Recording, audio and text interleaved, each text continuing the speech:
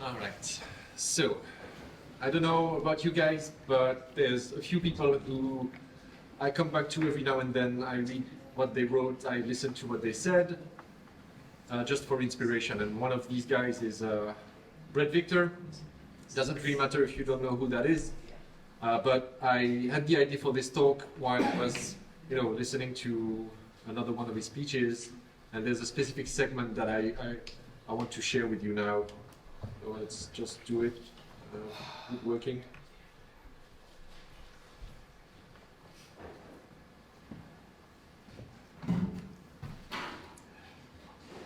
So,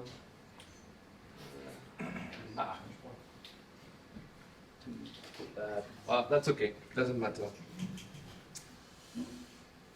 The point is that something wasn't right, and something, that I've been thinking about for quite a while in the Scala ecosystem has been bugging me quite a lot. And I felt that urge that comes about pretty much every time that you find that someone is wrong on the internet and you really want to fix it. So that was one of these things, and in particular, what I'm referring to is how type classes are encoded in Scala at the moment. So I don't know if you are familiar, well, I suppose you know what type classes are. I don't know if you ever contributed to one of these libraries that exist in the Scala ecosystem. But what I want to share with you now is my frustration with these libraries, all of them. And if in 10 minutes you don't feel the same kind of urge, then I will have failed. But let's start at the beginning. So Scala as a language does not support type classes. It's not a feature of the language. It's something that you can materialize if you use the features of the language. And if you visit their website, they are pretty glib about it. They say that Scala's most distinguished feature is the implicit keyword, the implicit machinery, and using implicits you can define type classes. They don't tell you how, but they say you can do it, which would have been fair if they left it at just that. But unfortunately, if you go a few pages further on the website, then suddenly that's when it starts to break down. So according to whoever wrote that documentation, type classes are just traits with one or more parameters. And that's it, right? Problem solved. No, not at all. And we're going to see what that specific choice is like in practice, right? It's not that they add insult to injury, but they do. Because a few paragraphs below it, they give you this is it. This is how you do type classes in Scala. So they introduce the monoid type class. Is it large enough? I'm sorry, I can't really zoom in. It's a picture. That's it. You can go back to sleep, people. We figured it out. That's EPFL has figured it out. But in this very small code sample, there's actually so many things that are wrong that it drives me crazy. The one thing that I'm going to focus on is that they use subtyping for manifesting relationships between type classes, right? So here they don't introduce one type class, they introduce two, and one of them identifies a specific subset of types that belong to the upper class one. I have to say though that I'm a kind guy. I'm sociable. I can speak with everyone. But if you make a typo, I will unleash hell on you. And when I saw that uppercase G in semi-group, I lost it. I completely lost it. And so this is the reason why I'm giving that talk. Okay. So joke aside, if we look at how they instantiate the type classes that they just defined, what we find is that they actually instantiate a single instance instead of two. And this is the source of most of the problems that happen with Scala and type classes. The reason is that, in this case, the monoid type class is also a semi-group, right? Because of the subtyping relationship. And because of how the implicit mechanism works, it doesn't really make sense that you define both, right? Because the monoid instance is going to be found by the compiler if it's put at the right place, if it is looking for a semi-group instance for that specific type. But there's another reason not to do to create two instances. There's the obvious duplication of code that happens because of the subtyping relationship, right? You cannot somehow merge your semi-group instance into the monoid instance. You have to start from scratch and rewrite the code. So I guess you could go around that in some way, but they don't show it.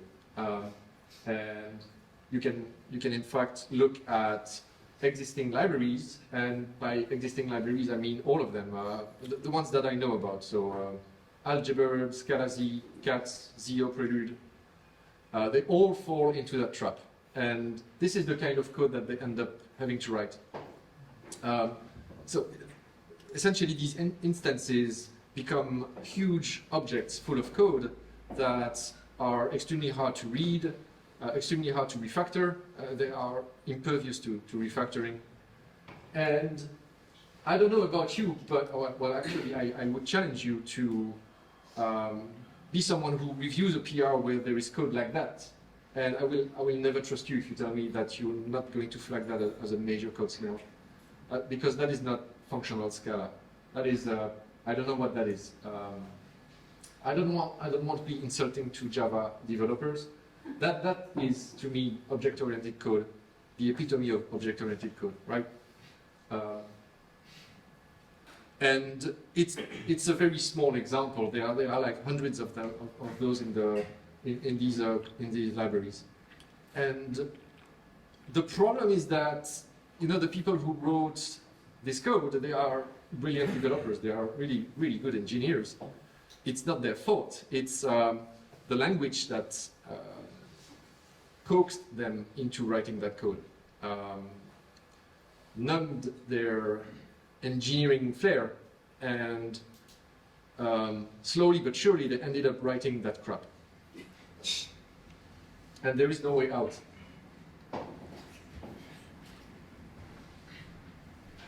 Another side effect of using subtyping is that if you, let's say, want to learn about the type classes that are provided by a library, which you should do as someone who wants to use these libraries.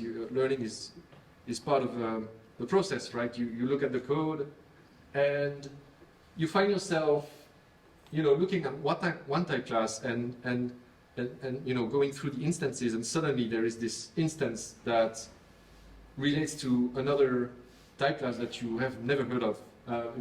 You're just wondering what the hell is that? Where is that coming from? I'm sure you know that for each somehow is related to invariant in that class via subtyping. And as a side effect of how the implicit mechanism works to find instances, pretty much the only place where you can put an instance is at the top, is in the companion object of the type class that is at the top of the hierarchy, right? So think about it. You have, 3, 2, 3, 4, 5 layers of type class related by subtyping, and if you want to create an instance for the bottom type class, you have to put it at the very top. Again, a major code smell, in my opinion. If you make a change at the bottom, you have to recompile your whole library, because changes at the bottom will be manifested in the top using in these objects, and so everything must be recompiled. or you may not care about compilation times, but I think that's distasteful. I'm going to move through a few other things really quickly. I don't want to bore you, but do you start to feel it now, the frustration? Do you want to maintain that code? Do you want to add a new instance to cat, algebra, whatever? If you're wondering why these libraries do not evolve too much, I think we have a good explanation now.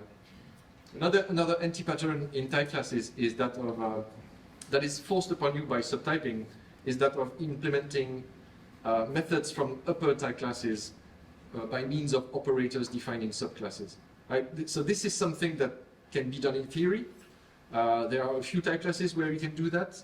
It's more of a theoretical curiosity that you can do it, but in practice, you know, in languages with first-class support for type classes, you probably never see that. The classic example is that, you know, you can have the functor type class. The map function can be written in terms of flat map. Okay, that's cool, but it's very inefficient for some types, so you don't want to do that. But with inheritance, you don't have any choice than to do it. In fact, every library will implement by default the map function in terms of flat map. And if you are a developer who wants to create your own instance for your own data types, if you don't pay attention to that, if you just ask your IDE to fill in the blanks for you, it will just give you the definition of flat map to overwrite, and then you'll never think about implementing map yourself. And you may find yourself with some performance issues in your code, who knows.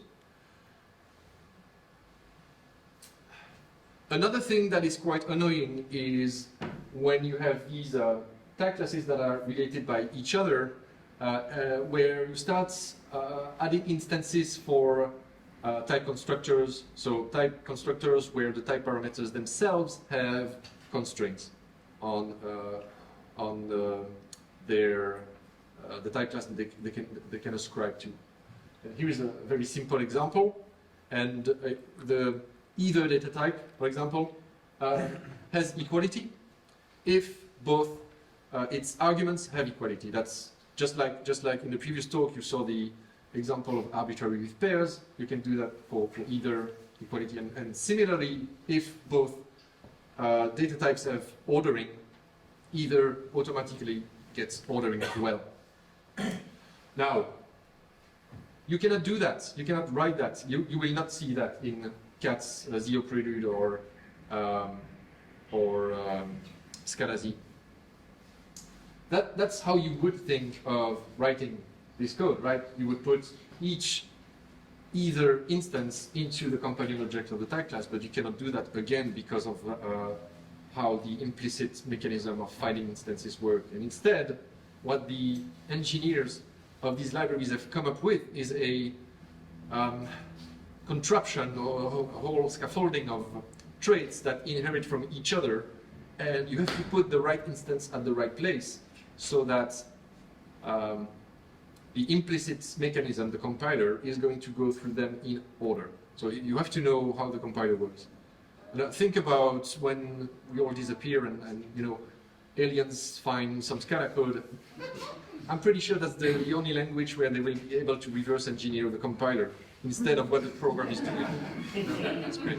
So this is just like a small collection of the things that frustrate me when I read Scala code. And particularly when I read Scala code involving type classes, and it's really painful. So raise your hand if you feel the pain. Yeah, like that. Yeah, good, excellent. Okay. So, what, if anything, can we do about it? I have some ideas. Right. So let's come back to the beginning. Let's get rid of that capital G first. And let's think for a moment, what is the problem? What is the issue? No surprise here, the problem is subtyping. So what if we got rid of it? Let's just for a moment play with that idea and see how far we can go. Well, it's incredible the number of problems that just disappear when you make that choice, right? So bracket your thoughts for a moment on the notion that relationship between type classes doesn't matter, right? For just a few minutes. And if you go in that direction, then suddenly, well, you know, implementing type class instances is exactly like you would want to do it. You define an instance for that specific type class that you want to instantiate, and that's it. There is no accumulation of methods in a mega object. There is no more traits being composed with other traits ad nauseum. Each instance is its own single object. That's clean, elegant. That's how it works in all other languages with type class support. That's how it should be in Scala. Furthermore, yeah, let me come back to.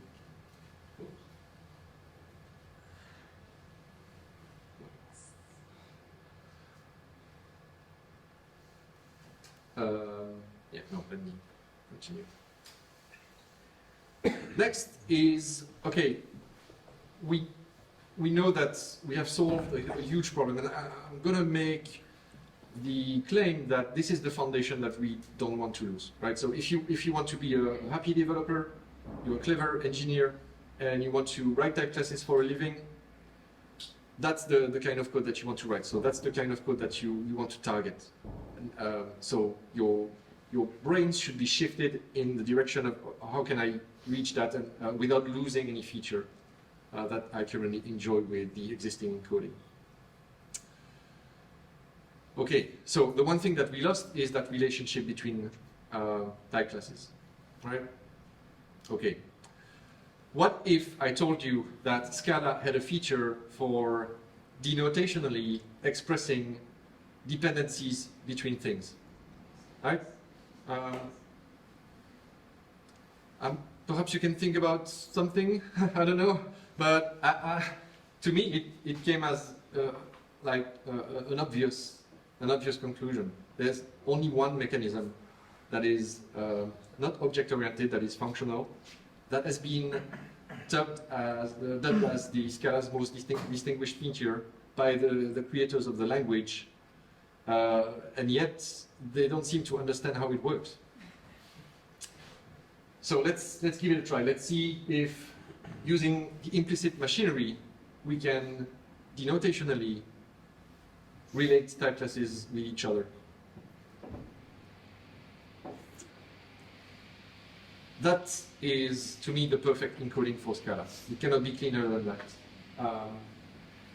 There's a few wrinkles that we will have to sort out, but I claim that this is the only correct encoding. And I'm making that claim not based on my own flair, whatever. It's because other people have the same opinion, and not people in the Scala community. I haven't really found anybody making the same kind of argument. But I looked around, and you know, there's a few people who are quite well known in the functional programming world, and one of them is Oleg Kiselyov. So you will probably read papers by his, not necessarily Scala, mostly OCaml, Haskell. It doesn't really matter.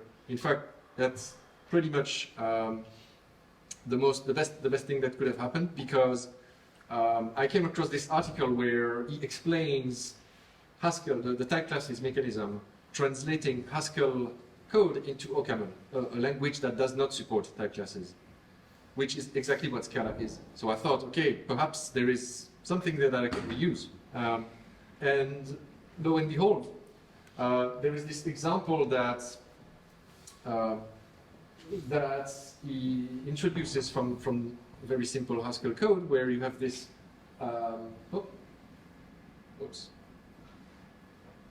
where you have this type class that has not requirements, but that has provisions. So when you see a dependency in class definition, it doesn't mean that you can only have a null if you have an equality and a none. it means that if you have a mul A, you also have equality. And this is a subtle difference, but in logic, this is like reversing the relationship between dependencies. And the OCaml code cannot be more clean. It's just the record that has values in it. Right? So the values are the methods of the class, so the mul member here, and the dictionaries for the upper classes for the same type. And so these are values that you carry around. And in fact, in Scala, we could have defined the same thing as a case class. It would have worked as well. But we have the implicit machinery that we have to start using it. Now we have to see where it goes. So the Scala implementation is almost exactly the same as the one in Haskell. That to me is a sign that this is the right direction.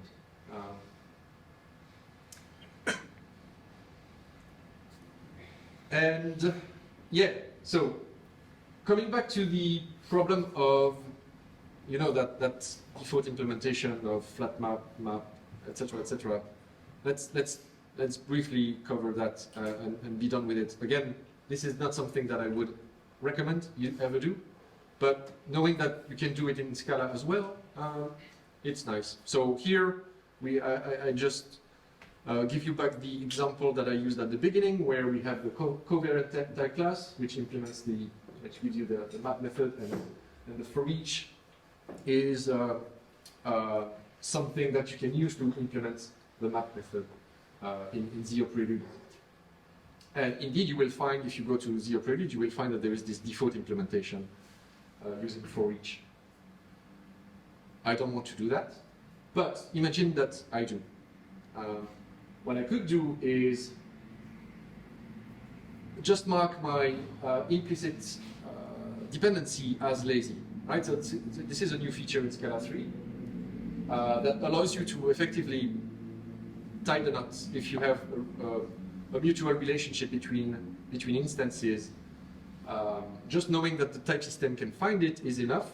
The compiler is not going to materialize it at the call site. And if you do that, then suddenly you can define your instance of covariance in terms of, you know, using that for each that is available for your data type. Doesn't really matter what the implementation looks like, but you can do it, and it works quite well. I reached that point where I thought, okay, this is too perfect. There's something must be broken, and indeed, something is, and this is where I have to make a compromise, right? But I still think, in hindsight, that it's a compromise that I can live with. But let's see what you think. So this code,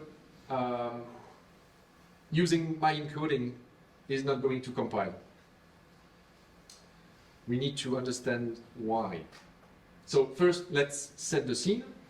So you see that there is this monad dependency on the type parameter here. So it's completely abstract. We don't know what f is. All we know is that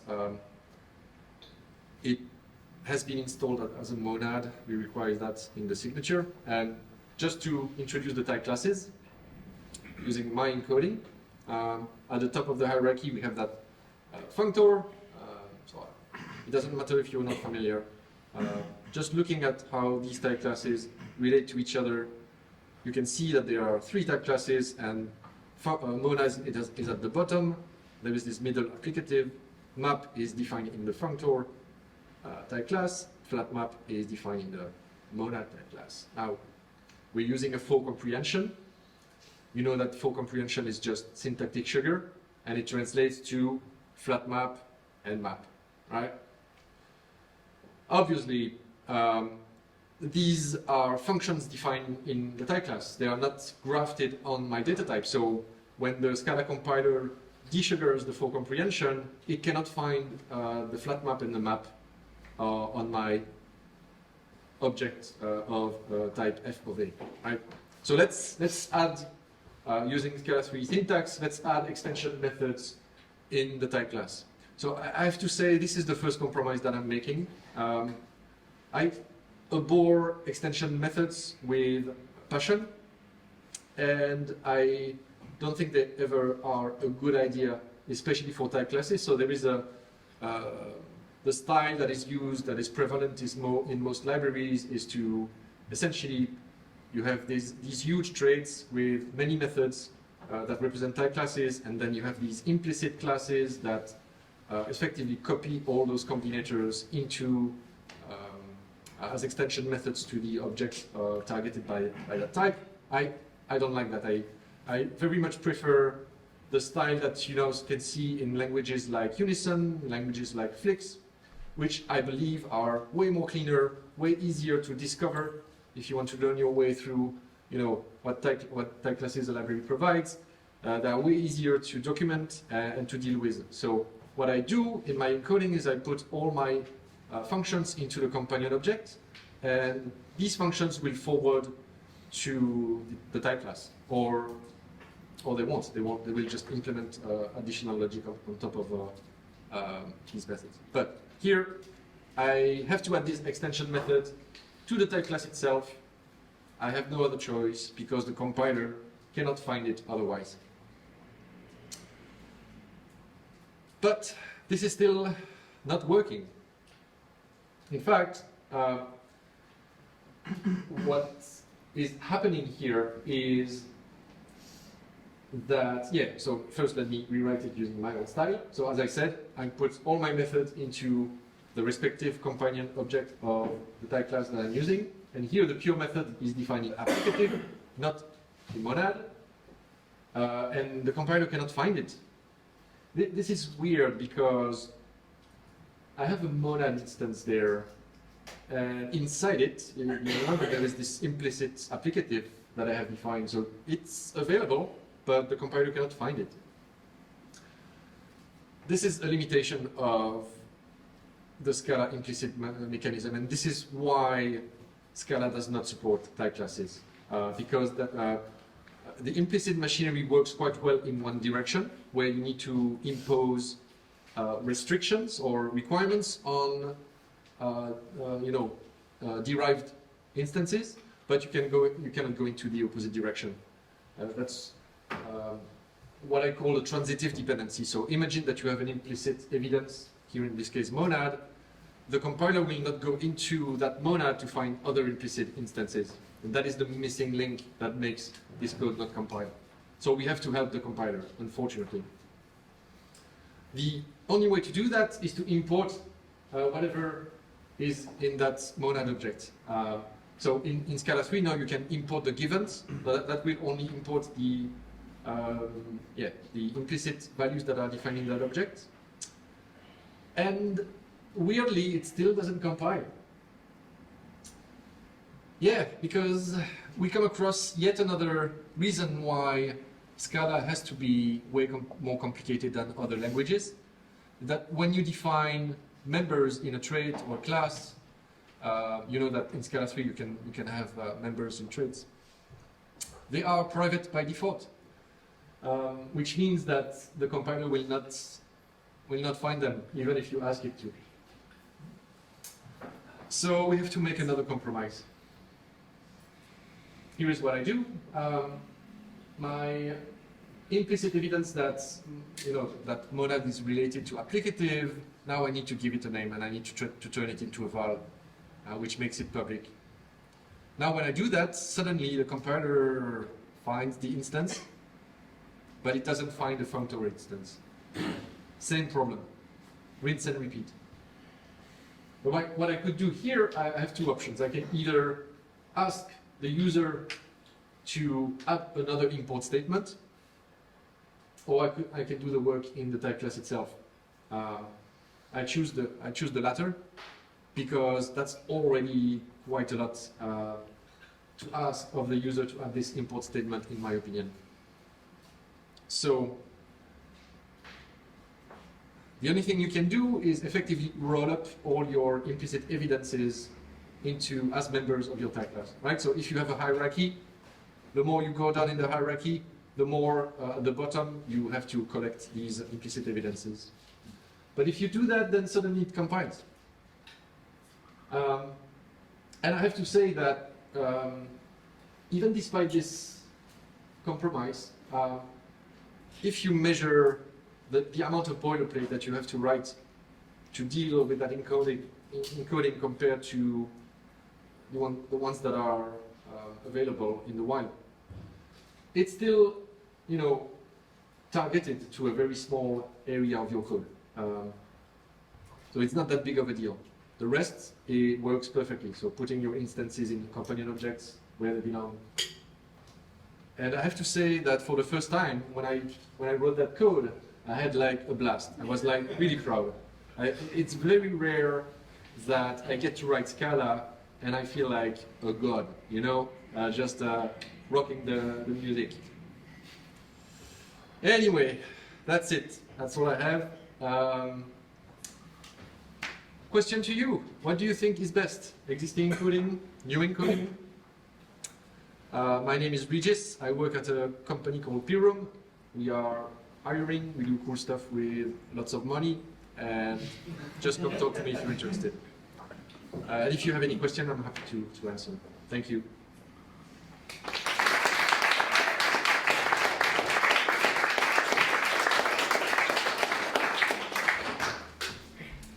Thank you. So that is a wrap for today. Obviously, we'll come on to any questions. Just to let you know, there's some more drinks and snacks around the corner, and you're welcome to carry on having a chat and asking some questions. Thank you. That reminds me of Scala Z8. It's a bit dated, but a reference to those. I don't know if you know Regis. You might have heard of him. And he was doing something very similar back in Scala 2. Yeah. Well, 2, I don't know. He did a whole branch called Scala Z8 at that point. Yeah. Not sure what happened with it, but it was a similar idea. So the inheritance, it was like, I hate inheritance with passion, just yes. like you guys. You kind of like went on like use implicit, you're right. Yes. The next one. Are you familiar with that work? Yeah, I am. So while I was doing research for the talk, I came across the branch and I looked at the code and I was crying. As in, it was so close. It was so close. But the way it works is that there is a class for the type class, and there is another trait or class for the instance. And so when you define an instance, you have to call that method called instance of, wrap an object of the class in it, and somehow there is some tagging logic that I couldn't follow, but it's very ugly. But there's the only option. It's kind of 2, right? There's not. Well, can you do the same thing in Scala 2? Yeah, you could. Yeah. Yeah. The only thing that you cannot do is import given, but you can essentially do a wildcard import, or you can import the member by name. Yeah. Right. Okay, so I wanted to ask about that compromise you talked about, which, if I understand correctly, stems from the fact that for comprehensions require a flat map method, which acts as an infix operator as opposed to a prefix function, yeah? Correct. Okay, so can I propose this half-baked idea? What if we abandon Scala 3, which, you know, does away with macros, return to Scala 2, and then create a do macro, which copies Haskell's do syntax, and then works with flat map functions, and just generates the code that uses the prefix flat map function and avoids you having to use extension methods altogether. Could that work? I guess. Yeah. I guess. Right. Yeah. I mean, there's so we should make a library for this. Yeah. I mean, the full comprehension has so many. In itself, it has a few drawbacks that that are really bothering, especially if you compare it to the do syntax. Yeah, I guess someone could do that. Yeah, sure. All right. Well, library coming right up.